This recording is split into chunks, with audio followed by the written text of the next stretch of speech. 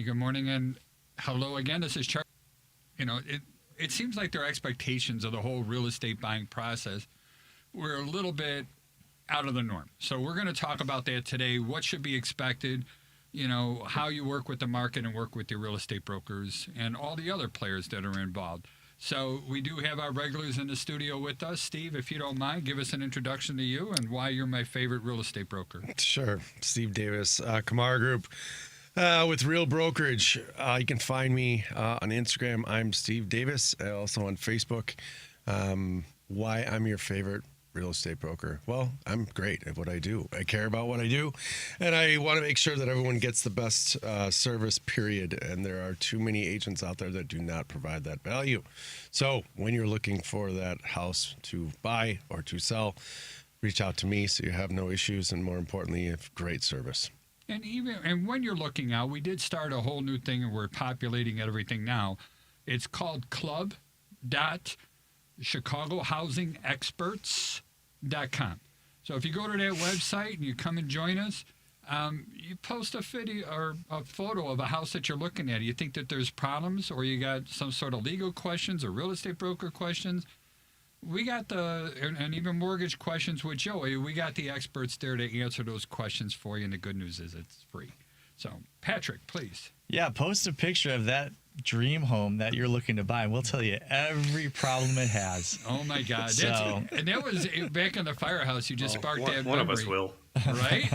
No, but if you ever buy a used car, we always brought it to the firehouse and let those guys look at it, because the same thing. They'll tell you everything that's wrong with it. But Patrick, who are you and why are you my favorite? Why am I your favorite? Because I've never sent you a bill. That's the only thing that distinguishes me from other lawyers that you know. It seems that every lawyer that's ever billed you for something, you've got some kind of beef with. And I have seen the voodoo dolls that you use to exact your revenge. You haven't seen yours, though, have you? No. I exact my revenge in far more devious ways. I love it. My name is Patrick Loftus. I'm just kidding. Or am I? I'm a real estate lawyer. So if you're buying or selling a home, I will indeed try to either, if you're a buyer, I'll let you know all of the problems, or if you're a seller, I am going to smooth out that way. Make sure that, look, everybody's got problems, right? True. And so we want to make sure that we keep those problems in perspective, and we don't let a buyer just go off on just completely go nuts with, well, what if this and what about that? And, they must have known about that. And, well, if they knew about that, then obviously they know that the house is on the verge of collapse. It's probably not. So, that's kind of what we do around here. My law firm is Loftus Law.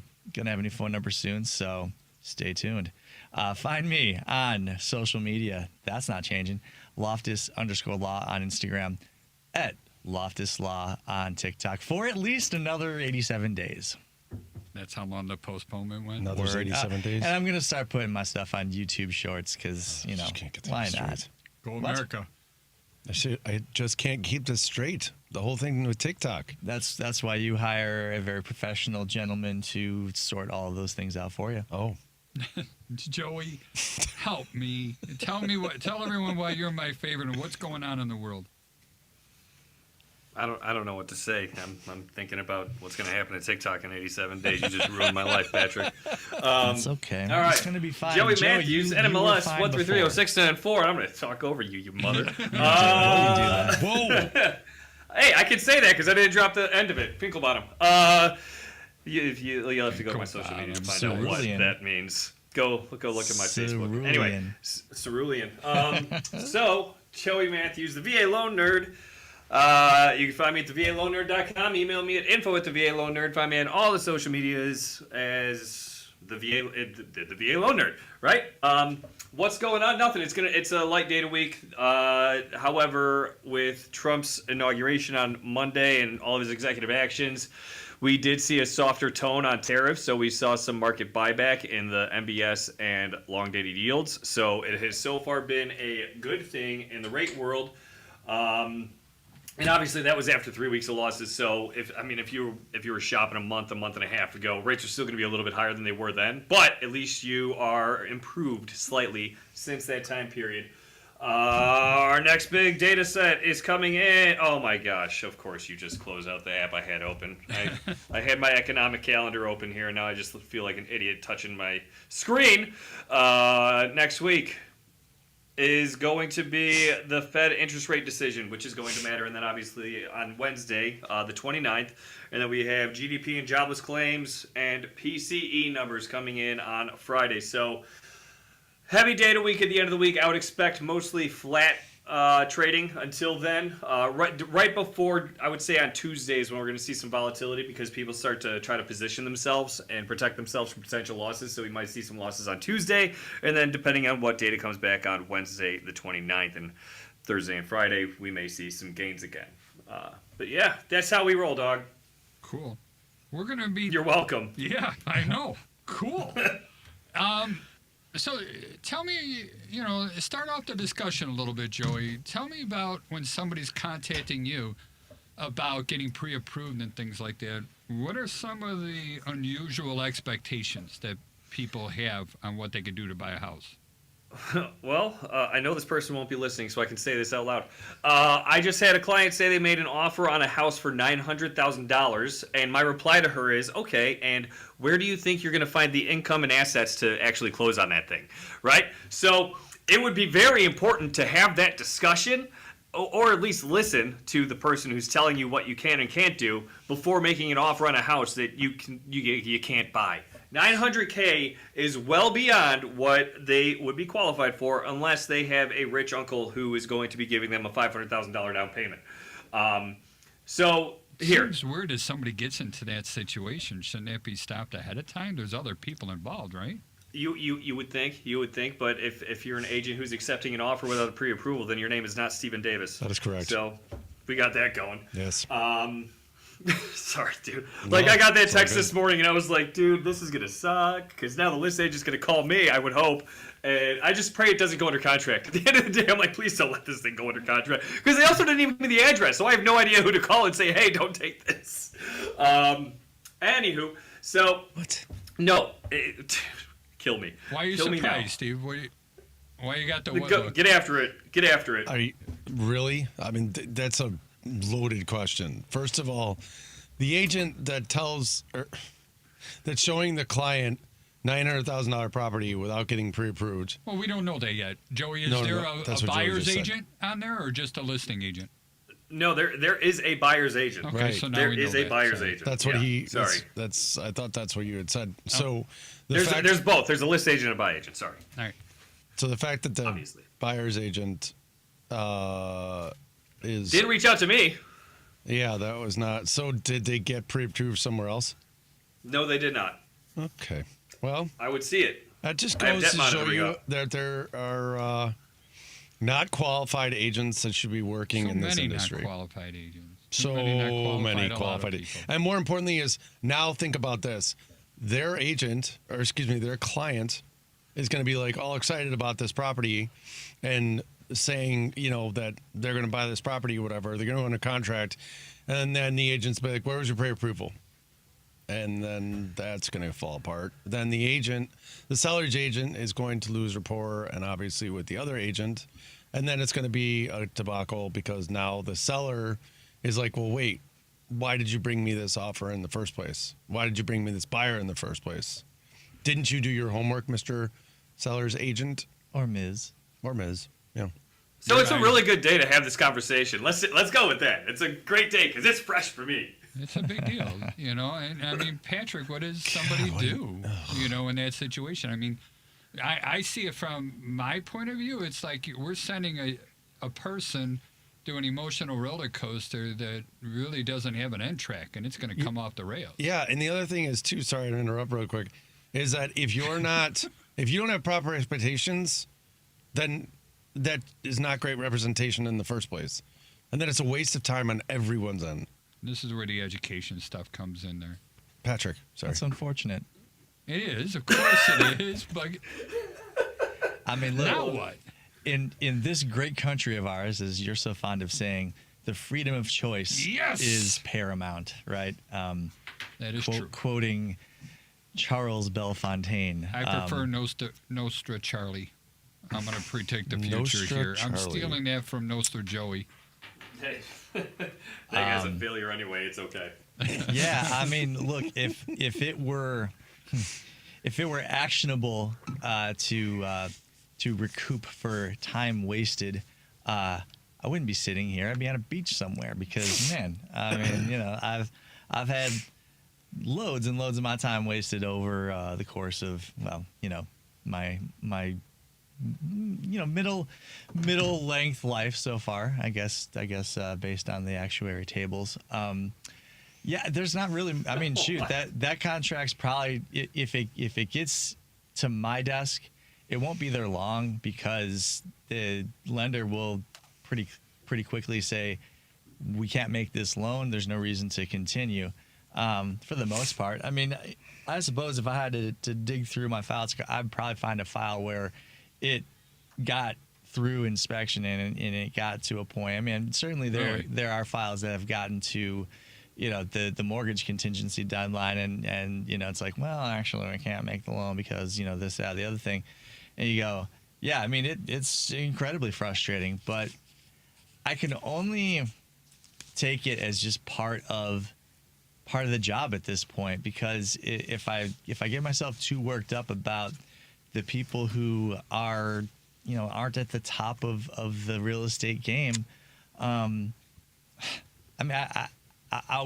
there's not enough therapy to get me back to equilibrium, right? So I might as well go do something else. I mean, you know, it's like that with anything, Charlie. I mean, you get people, you know, calling you and asking you if you'll cut your rate by, you know, a couple $100, and this will be after a 20-minute conversation, and they wasted your time because you're going to tell them, no, I won't. And they're going to go, oh, okay, well, you know, we'll call you back, and you never hear back from them because, you know, they're off to the next person. And, you know, Steve, I'm sure you've wasted, you know, loads of time with people who, you know, you take the time, you give them, you know, the respect that, you know, anyone that has not proven they don't deserve it, you give them the respect that you give a person who is not proven that they don't yet deserve that respect. And then when they come around and they're like, well, actually, all of those houses in the 600,000 range, thanks for pulling those up, but actually they're more like the 450 range. Yeah, it's just like, oh man, come on. You know, so lots of that stuff. You know, you get these inspections, and the inspection report comes back, and it's like, you know, something very obvious that could have been picked up during them touring the home. They never would have made the offer. And, you know, just loads and loads of time gets wasted in this business, and I think you have to kind of take that as part of the mix, man. I guess I'm thinking more of the when you said it comes across your desk, are you talking about as the seller's attorney or the buyer's attorney? I Who mean, is you? Either one. And how soon does this usually get stopped by you? And what is the worst case scenario? I mean, how much money can somebody be out if they go down a path that they can't recover from? I'm not in a position to put a stop to any of it. I don't go out if I have a buyer and a contract comes in, or even if I have a seller, I'm not going to take the time to re-vet the parties. You know, that's not part of the remit. That's not part of representing someone's legal interests, is to make sure that the other side is qualified. That someone like Steve or someone like Joey should have already done that work. And, you know, at some point on some level, I have to allow the other people in the transaction to do that work, To do their job. If they haven't, well, that's unfortunate. But I'm not going to take the assumption that, you know, because occasionally a contract will come in where it's like, you know, this probably never should have got together. If I approach everything that way, that's not a great approach, in my opinion. So, jump in, Steve. What, you know, I take it then this would fall into your lap. You know, what would you do if you were in receipt of somebody without a pre-approval? I have those a lot. Basically, I have a conversation with them. Sure. Oh, I need to hear that. What's you that? have that a lot? People give you offers without pre-approvals? Oh, no. I mean, as far as that goes, yeah, sometimes I do get offers and I'm like, where's the pre-approval? And they're like, oh, I'm getting it for you, or, I'll send it, or whatever. I don't present it to the client, the seller, until I receive that. And they know that. I was always under the impression that you have to present all offers. You do. However, there is a situation where I tell my sellers, listen, I'm going to bring you willing and able buyer. I will let you know that I have an offer in hand, but if I do not have a pre-approval, there is no point in moving forward with it because of the fact that I don't have a pre-approval. That means that I don't know. And before I even talk to or accept a pre-approval, accept an offer in regards to when I send it to the client, I'm going to say, hey, I'm going to reach out to the lender. I'll make sure I have a conversation and make sure they're a good, a good prospective buyer, willing and able buyer, if you will. So I'll reach out to Joey and I'll say, hey, Joey, I'm representing 1234 Main, and you have your client, Smith, that is buying this. I just wanted to hear a little bit more about the buyer, making sure that they are indeed, pre-approved and so on. And in this case, Joey's going to be like, no, absolutely not. They're not pre-approved up to $900,000. And the fact is that I never told them they were. So I apologize to you getting your time wasted. And then I'm going to reach out to my seller and say, unfortunately, we have a situation where the buyer decided to take it upon themselves to tell the agent to put an offer in for them. The agent was under the understanding that they are pre-approved, when indeed they are not. So that means that the agent didn't do their job, period. That's how it works. So because the agent, no matter what, is always to blame, even if it's not their fault. Thank you for saying that. It's true. I agree. All real estate agents are always to blame. If I hire the wrong attorney, it's my fault. If I hire the wrong lender, it's my fault. If I hire the wrong inspector, you can't do that. I would not. I know, because I'm hiring you, so it'll be perfect. But the point is that, they're always to blame because you're the main person. You have the strongest relationship built with the client. Right. You've been with them the longest. They put their trust in you. Right. Your goal is to educate them so they make good home buying decisions. 100%. And that way I don't have to be accountable for any decision I make. I could just blame you. That's fine.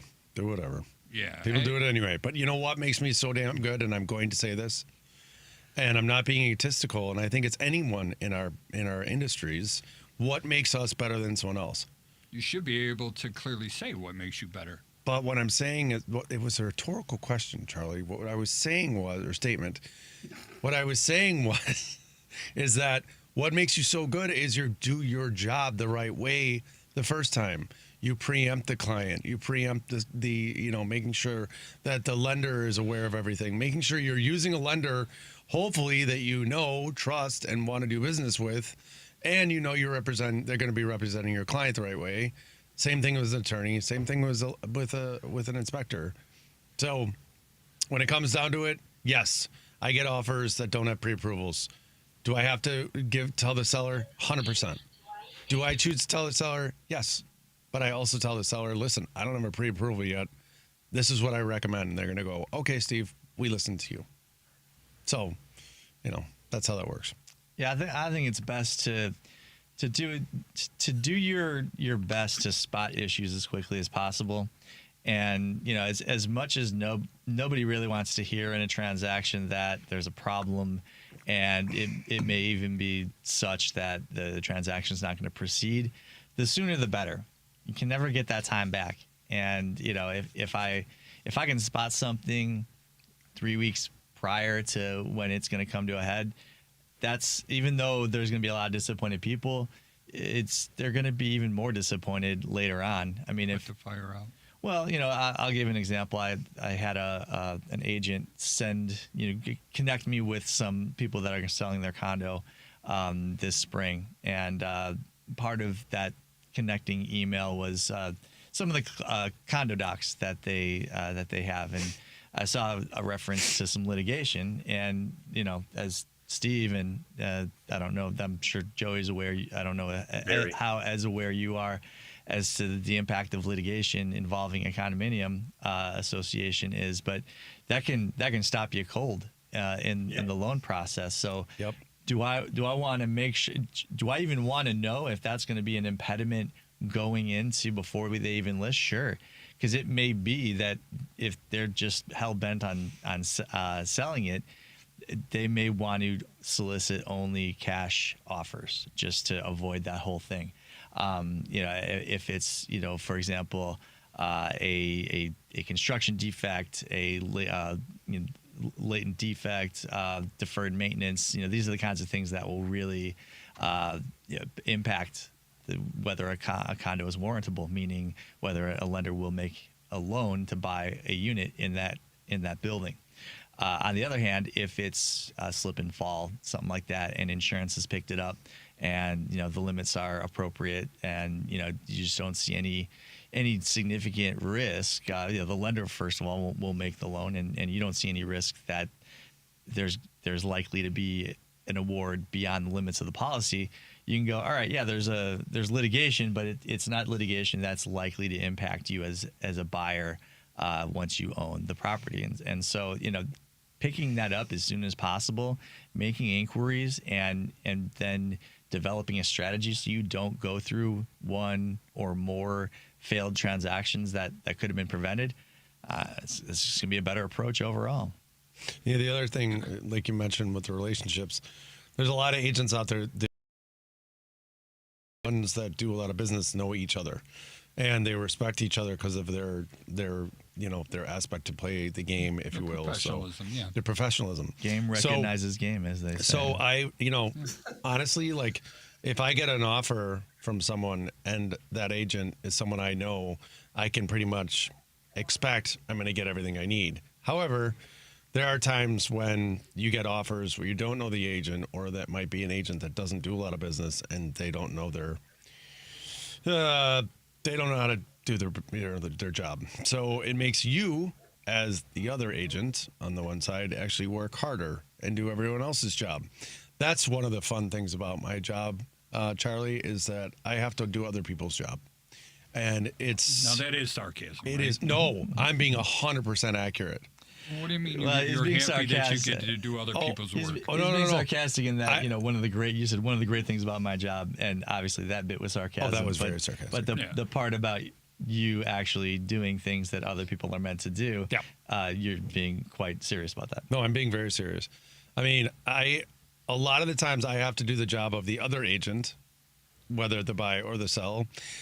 And sometimes I have to do the job of and what I mean by this is I don't give the advice, but I need to do the attorney aspect, or I need to do the lender aspect, or it is unbelievable how many people out there do their job and in the industry that we're in that don't know what they're doing. And then you have to preempt your client, and then you have to make sure they understand. And You're getting me all triggered over here. Oh, I'm telling you. No, he is. And I'm starting to get, aggravated. I've had arguments with real estate brokers, real estate educators, especially people that actually teach people how to get your license. And everything is stay in your lane, only do real estate. Don't even coach on inspections and attorneys. And I'm like just the opposite. I got a real estate agent going through our training program now. And I commend her, learn everything you can about, what is the home inspector going to do so that if you know something that you can share with your client before they get in that situation, it's good.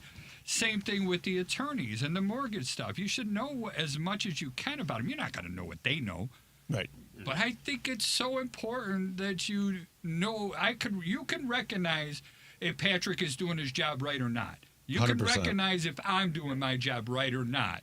And you can coach your client, in situations like that. Joey's not cool enough. He's not involved in this. Joey is definitely cool enough. He's the coolest of the three of us here. What those educators are parroting is basically the company line that they would have received from like an E&O, errors and omissions insurance defense lawyer, which is that's interesting because they say the same thing to me. Yeah, you're gonna make their life easier if you don't stick your hand in places where it's not meant to be. Cookie jar. But that's the problem is, when we don't do our jobs is when the lawsuits happen. Well, and I think what Steve is suggesting is that what do you do in the situation where somebody else on the real estate team is dropping the ball in some way? Do you sit there and just let it happen, or do you step in and as a person who is got a relationship and representing and cares about their own reputation and how a dropped ball is going to reflect on them, do you instead step in and say, I've noticed something either to the other professional who is, fumbling the ball, or do you say something to the client, or do you just sit there with your, sitting on your hands going, oh, I hope this doesn't come back to bite me? I mean, I know from my own perspective, I can't sit there and watch someone get walked down the path of an obvious mistake without at least being like, I've noticed this, and maybe it's, not my place to necessarily insert my opinion. But do you see what he just did? It's called preemption, and he was doing it. No, but like, I don't want to offend you. I don't want to step on your toes. Right. But this is what and see, I would appreciate that from any point of view of what we do too, because of the fact that sometimes I could be wrong.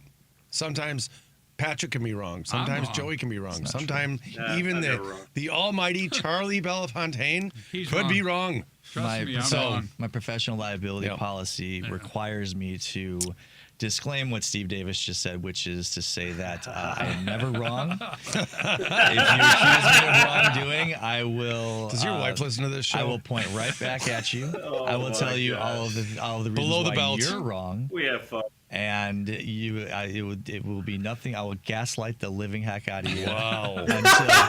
until you don't even know what time zone you live in anymore. So wow. So this was a few months ago. I was doing a final. That's true. They don't do daylight savings. No. I was doing a Zoom follow-up call with one of our inspectors, or one of our home inspections with the client, and we were going over the report. And there was some significant movement that showed that it was still moving. And we needed to go ahead and get this foundation stabilized. All right. I mean, the cost was going to be, I think we calculated using HomeWise, it was going to be somewhere in the $10,000 range. Mm-hmm. So it was significant. Just caulk it. And the funny thing was, duct tape. The real estate agent that they were working with said exactly that. That's just injected epoxy. That's no big deal. That's on there, and I'm like, no, it's been repaired. It's still moving. We need to stabilize this whole thing, and it's like you're not getting good advice, from the real estate agent. They're trying to push you through to something that you're now rolling the dice that you're going to be responsible for. Once this becomes your house, it's your money, it's your everything that comes in there. And they're like, he told me I could get this fixed for $50. I'm like, I hear that a lot, Steve. Don't laugh. And Charlie, he always starts off with, I got a guy. I got a guy. I got a handyman. He'll come in there and they'll foam it up there and you're good. Yeah, I've seen that work. Charlie, this is why though. Okay, so let me.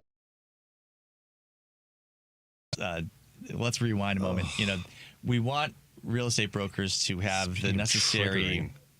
Calm down, Steve. All right. We want the real estate brokers to have the necessary knowledge and education to be able to make a more accurate evaluation of that issue. But because of the low bar to entry to that profession, I think, will have educators and E&O insurance defense lawyers defaulting to telling these agents stay in your lane because you don't know squat. In that situation, they should stay in their lane because they're giving bad advice. But that doesn't mean that you shouldn't try to educate yourself. And then I'm going to argue, forever. Just because you don't know something, don't fake it. That's all I'm saying. What's great is there's this thing that is being put together right now. Oh, yeah, that's right. That's our show.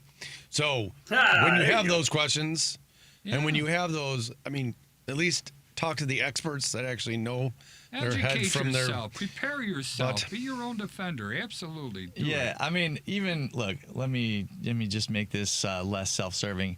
Regardless of whether you reach out to us or not, there's nothing wrong with getting a second opinion.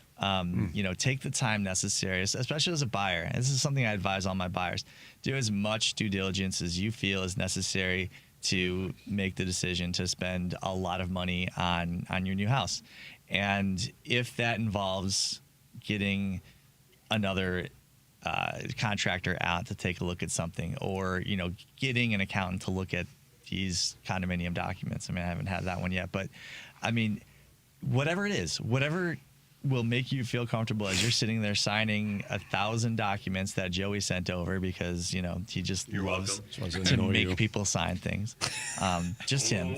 It's not all the lawyers that are drafting these documents. Don't ever read those pieces of paper. It's a way to get As a lawyer, I just have to say that anything that you sign, it is assumed that you read it, and it will never ever be a valid defense that, well, I didn't read that. You will lose that case 100 times out of 100.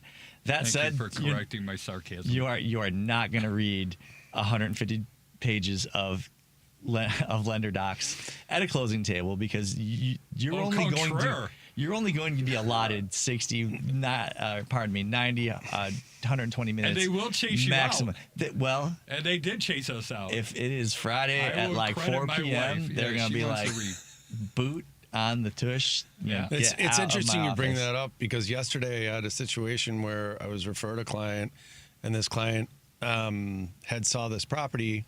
And she said, hey, after we had the conversation and I went through everything, the buying process, this, that, whatever. She's like, hey, I have I saw a property with a client or with an agent, but I don't want to use that agent moving forward. And I signed something. And I said, okay, well, what did you sign? And she's like, well, it was a buyer rep agreement. I said, that's fine.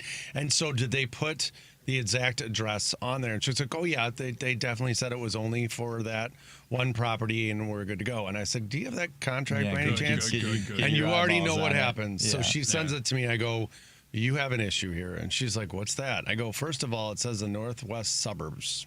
That's a lot of places. Second of all, it says for 180 days, which means you are in a contract for 6 months. Well, and she goes, oh, I guess I should have read that. So overrated, not. It's just, I mean, you've got to have people you can trust. Well, you can get out of those, right? No, you cannot. What do you mean you cannot? All you got to do is tell them you don't want to do this anymore. Patrick?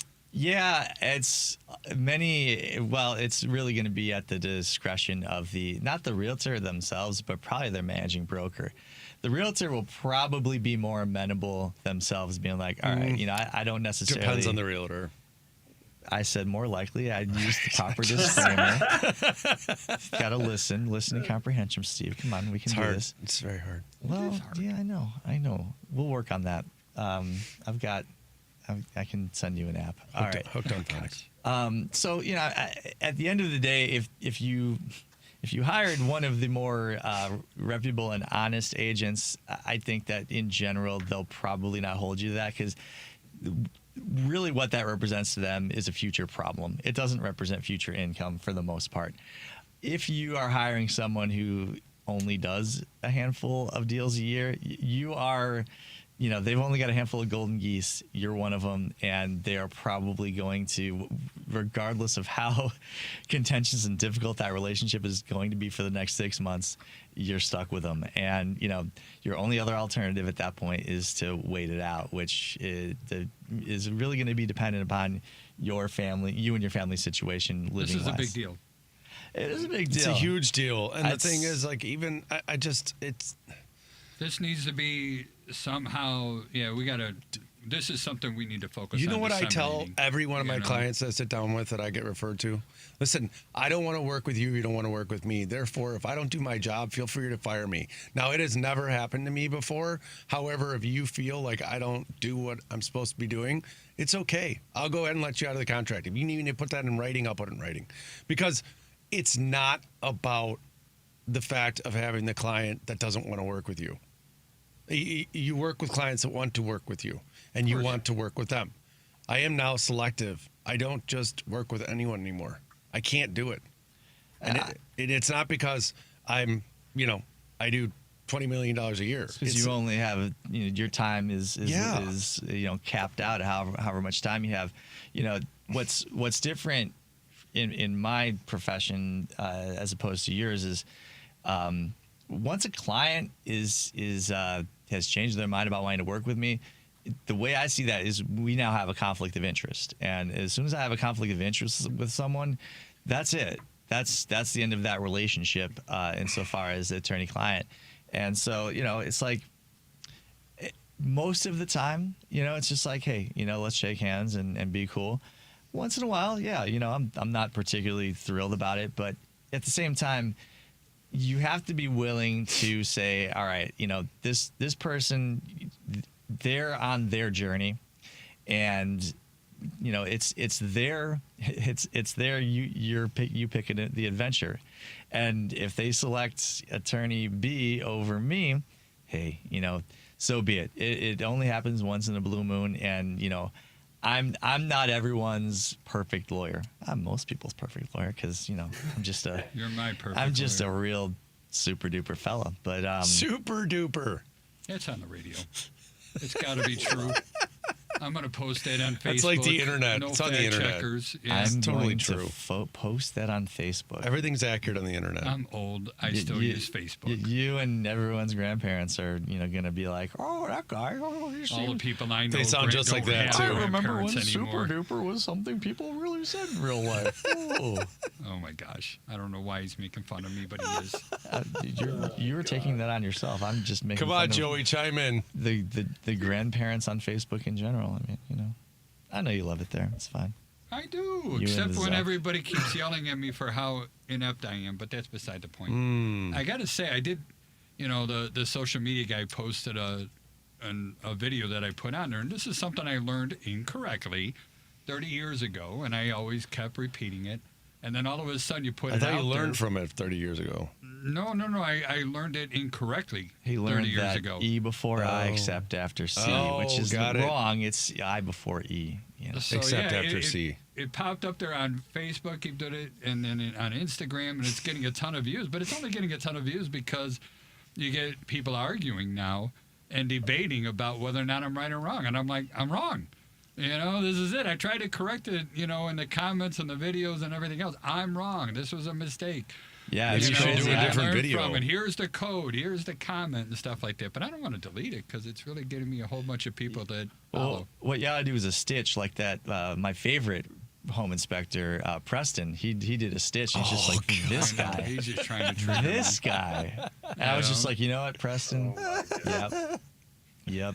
Trust him. Trust that guy. We You gotta can get him on the always show. find someone We could go wrong. on loan officers as well. I'm sure Joey would chime in there. Let's not talk about loan officers. They They're don't get perfect. shopped. They don't. Yeah, no, that's fine. That's fine.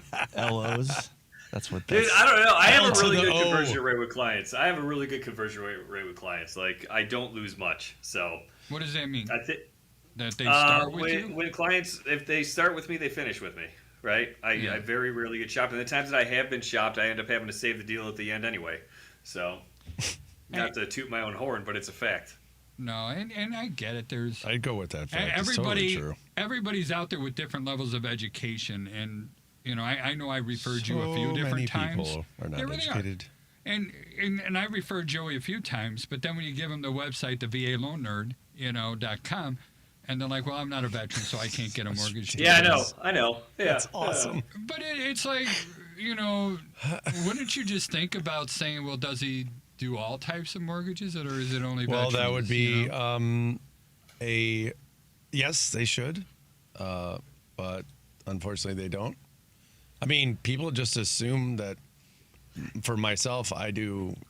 I'll go ahead and be able to provide a service in Michigan or Iowa or Indiana, and the truth of the matter is, just because I work in Illinois doesn't mean I can work everywhere else unless I have a license.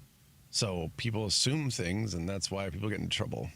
I it's have a funny real you say estate that. license in Indiana. Do you? I actually had to cancel an Indiana appointment. I called them up right away. I'm like, we don't have anybody who's licensed in Wisconsin or Indiana. So we're Illinois only. And so, yeah, I get it. You know. You want to know what the laws are. As I understand it, Wisconsin is different and can be quite a bit more problematic. I do want to throw in there, maybe this is controversial, but it's okay that not everyone hires us. It is. It's totally okay. Yeah. And it's not just that they're uneducated. It's often that. But consumers, We're they just all not a have fit. different needs, right? If somebody's primary need is to spend as little as possible on their lawyer, their inspector, their agent, their lender, then that's their prerogative. I happen to think that that approach is one that has more pitfalls than it has benefits because of the experience I have in this industry. But I don't have enough time to change the mind of people who are that focused on that aspect of it. I have to allow for the fact that they're allowed to have those opinions. The good news is that I think more often than that, people recognize the value in terms of, yes, whatever this is, it may cost more than the cheapest version of it. Want the cheapest version of it because the value is not good enough. It's the old story about, you can buy a cheap pair of boots, but you buy 4 pair before you buy for a greater cost than what it will cost you to buy one nice pair. And Funny so you say that. I just did a webinar to home inspectors across the nation on marketing on Yelp. All right, and everything with marketing on Yelp for home inspectors is you need to get all your information in front of them as fast as possible so that they have all the ammunition to choose my business. And I got to do it quick, and that's it. And a lot of people come back and say, well, I want to talk to the clients, and I want to convince them, and I want to find their troubles with. And man almighty, I just got to ask for forgiveness right away, but I can't afford to do that. I can't afford to talk to each and every person. We do a lot of inspections, and there's just not enough me in one day. All right, but I still want to work. We still have a good service that we provide, and I need to get all that information in front of them beforehand. And if you're going to go ahead and give that hand-holding one-on-one, that is where people are going to be limiting their businesses to that. So for me, I get it. I lose the people that want that hand-holding. They want that relationship with the professional that they're working with. I'm going to lose that, all right? But at least as long as I keep the calendar full and I keep everybody working, I'm doing my job. I don't know. Well, you're providing the service that you think is Exactly. providing the most value for what it costs. Exactly. And I can only take the opinion that you know what you're talking about because you've been doing it for a little bit. And I know other people do other things. We have an investor group out there that, there's one home inspector that does basically verbal walkthroughs with these investors for $250. They know that they're going to be gutting the interiors. They know that they're going to be, redoing the kitchens and the bathrooms and the windows and the doors. So they just want to know, how old is the furnace and the air conditioner? So they're in and out in usually an hour. It's not bad money for him. He could do, Sounds good. Sounds really good. I reckon preparing that report is probably the most tedious part of the job. He doesn't prepare a report. That's what I'm saying. Yeah. So, $250 is like, well, wow, that's a really cut rate. But it is. That is he has discovered exactly what they need and what he can. Yeah. And what he can charge for that to satisfy what he needs, and there's a nexus there, right? And that's my point. That's a good fit. That's a good fit. I would not be a good fit in that group. I don't want to provide that. I don't want to do that. Our niche is something different. And that's the whole idea. Know what you're going to do and deliver what you say you're going to do and be able to convey what you're going to do. I don't know. I'm jumping on a pedestal. Knock me down. Over promising and under delivering is what happens so much. And which is what gets you the bad reviews. Exactly. Well, not just the reviews, just the fact of that's bad business. Yeah. That's not good. Get out of the business if you're going to do things like that. But they'll just go into another business and do something else. Good. There's people that don't. I got no problem with that. Go sell solar. I don't care. Oh, please do. Please do. You want to see some pain? Try Are that. you trying to trigger me again? With those whole solar things? Hey, Just to Charlie. let everybody know, I put solar panels on my own home with our crew for less than $5,000. Do not sign on for a mega contract for 20, 30, 50 years. You will pay in the long run, and it's going to be stupidly expensive. Here's what a lot of people don't know about Charlie, but he's got the only solar-powered urinal in his garage. Would you leave me alone? On the entire North Shore of a urinal Chicago. in my garage. Not only is it in his garage, So We're and not back hooked on up to that again. any actual plumbing, but it is solar-powered. So, There's not a urinal it in my is garage. high tech. He can charge his urinal and his car at the same time. That is It's fancy. amazing. That is fancy. It's really Joey, good. do you Comments have on that? this show by Patrick Loftus do not convey the Chicago Housing Wait, I want to know if Experts.com or Joey, do you have WCPT. that? I mean, you have an electric car. Joey gone. He Joey. doesn't care. Joey. He's out. Hello. He's like, Man, I have had Hello. that mute There he button is. hit so many freaking times because I'm an idiot. Yes, I do. I have solar powered everything. I'm going to put a solar powered urinal in the back of my Cybertruck. It's going to be super Sweet. awkward for everybody. Well, you do Nice. have the Yep. room, considering that It doesn't get used for truck stuff. Yeah. Did you put carpeting in there yet? I mean, I will if you want me to. I did it in Why mine. not, right? Yeah. You put Carpeting? carpet in your truck? Yeah, it's called bed rug. Check it out. You're gonna love it. bed You know? rug. Yeah. All right, I'm going to hold you to that. It's Bed got rug. yeah, no, seriously, it's carpeting with styrofoam on the bottom. It's all nice in there. Sounds like something that like Charlie's you doing a get little dance right diagnosed now with if explaining you've been this. in bed It's too long. interesting. I got a bug? nasty case of bed rug. It itches so bad. No, that's the product that's on there. I guess I'm giving it a plug. I should go ahead and get some kickback from them or something. Oh man, I gotta get those bed rugs. We would all be Extreme millionaires bed if we bugs, ever bed got rugs. kickbacks from things. But My no, gosh. you buy it. It's form fitted to the back of your pickup truck, and it just gets adhered, basically taped to the sides and to the bottom, and it really makes it look nice. It's comfortable. It's easy to clean. And I'm more of a spray liner kind of guy. I can take you're my a rhino guy. Right, that's right. I can take. Right. Listen, I can take my pressure I'm so washer lost right and now. I just have to wa- disappear quickly. I'm sorry. Someone's coming to my office. All right, Joey, take care. See you, buddy. Did you want to bring him on the show? Joey's gone. He's done. He doesn't care. Doesn't So, care about the show. Doesn't care about us. No, not at all. But I guess no. Everything goes back to the expectation stuff where it comes into, and that's kind of where we started all these things over. But on the same note, as much as it is, valuable to find the right professionals that are going to be your coaches, your educators, your consultants, basically, I think it's also valuable to educate yourself. All right, and knowing what you're going to look for and figuring out what you want. Because how can those providers give you what you want if you can't convey it to them? Is that a fair question, or am I out of line here? No, I think that's right. I think that's 100% accurate.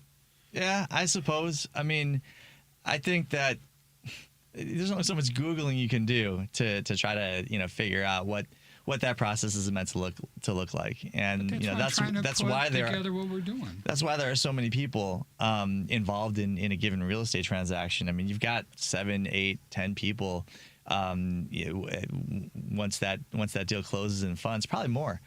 And sure it is. so, if you could get all that education just by Googling stuff, a lot of us would no longer be necessary to make real estate transactions happen. So, the answer to your question from me is it depends. It always depends with you when it comes Yeah. to stuff. It drives me nuts in there. Yeah. But like this is another situation. Steve, you and I had a mutual client that we did the home inspection for, and it was a newly remodeled bathroom, beautiful marble tile, everything else throughout everything. You turn on the water, and this is both the cold and the hot, and we get hardly any flow out of the shower. It's basically unusable. So now, granted, it could be something as simple, and we don't know. We don't tear things apart to find out what's wrong with it. It could be something as simple as a screen inside the shower head is clogged up, or a bad cartridge, in the actual faucet can control. It can also be a kinked pipe somewhere behind the walls. We just don't know. All right. But I guess this is, one of the things I want to start coaching people to do. If you're going to go there to the second or third viewing of this property, start bringing like 3-prong testers with you. Run all the water inside these things. Run the appliances. See what you could do to get the ages of everything. These are all things that are going to affect a buyer's decision.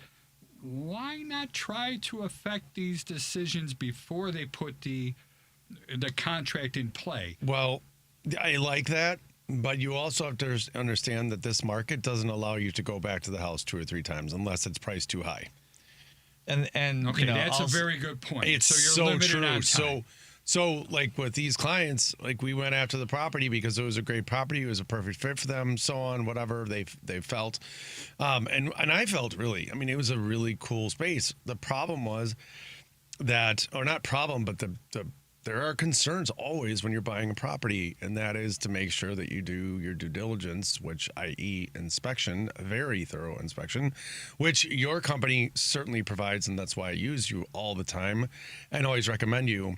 The biggest thing that I have found is that if you don't do a thorough inspection, you never know if you're going to find things. And again, that's why it's so important to have the right professional on both sides there.